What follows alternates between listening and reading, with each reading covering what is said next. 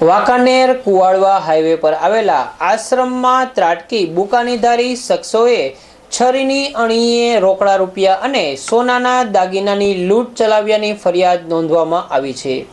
આ અંગે મળતી વિગત મુજબ વાંકાનેર નજીક આવેલા રણછોડદાસજી આશ્રમમાં ગઈકાલે રાત્રિના પૂજારી અને તેના પત્ની આશ્રમ બંધ કરીને સૂતા હતા ત્યારે બુકાનીધારી ટોળકીએ મંદિરમાં ત્રાટકી મંદિરની દાન પેટીમાંથી રોકડા રૂપિયા સોનાના દાગીના વગેરે માલ મિત્તા ઉઠાવી જઈ છરીની અણીએ લૂંટ ચલાવી હતી। આ બાબતે ફરિયાદ નોંધાતા પોલીસે રાબેતા મુજબની કાર્યવાહી કરી છે।